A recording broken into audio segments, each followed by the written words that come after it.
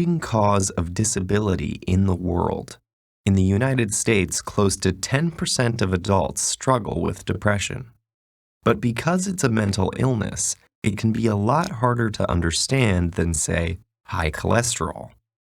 One major source of confusion is the difference between having depression and just feeling depressed. Almost everyone feels down from time to time. Getting a bad grade, losing a job, having an argument, even a rainy day can bring on feelings of sadness. Sometimes there's no trigger at all. It just pops up out of the blue. Then circumstances change, and those sad feelings disappear. Clinical depression is different. It's a medical disorder, and it won't go away just because you want it to. It lingers for at least 2 consecutive weeks and significantly interferes with one's ability to work, play, or love.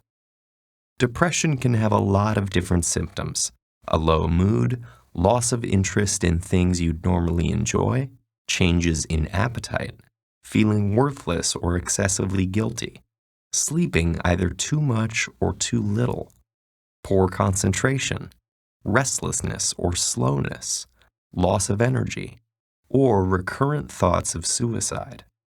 If you have at least 5 of those symptoms, according to psychiatric guidelines, you qualify for a diagnosis of depression. And it's not just behavioral symptoms. Depression has physical manifestations inside the brain. First of all, there are changes that could be seen with the naked eye and X-ray vision. These include smaller frontal lobes and hippocampal volumes. On a more micro scale, depression is associated with a few things: the abnormal transmission or depletion of certain neurotransmitters, especially serotonin, norepinephrine, and dopamine, blunted circadian rhythms, or specific changes in the REM and slow wave parts of your sleep cycle, and hormone abnormalities, such as high cortisol and deregulation of thyroid hormones. But neuroscientists still don't have a complete picture of what causes depression.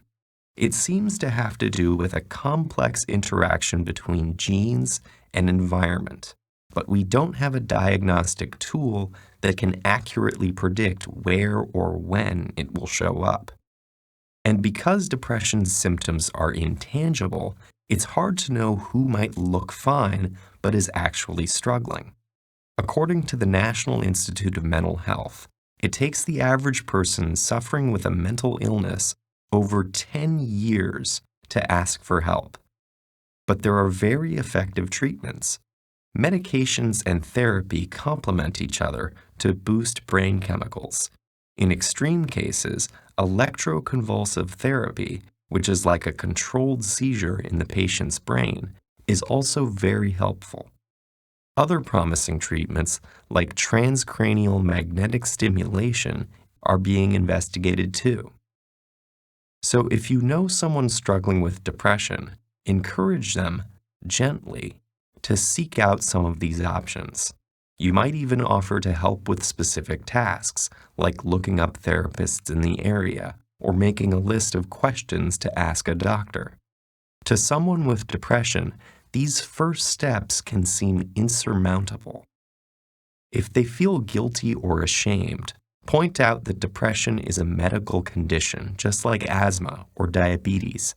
It's not a weakness or a personality trait, and they shouldn't expect themselves to just get over it, any more than they could will themselves to get over a broken arm. If you haven't experienced depression yourself, avoid comparing it to times you've felt down. Comparing what they're experiencing to normal temporary feelings of sadness can make them feel guilty for struggling. Even just talking about depression openly can help. For example, research shows that asking someone about suicidal thoughts actually reduces their suicide risk. Open conversations about mental illness help erode stigma and make it easier for people to ask for help. And the more patients seek treatment, the more scientists will learn about depression, and the better the treatments will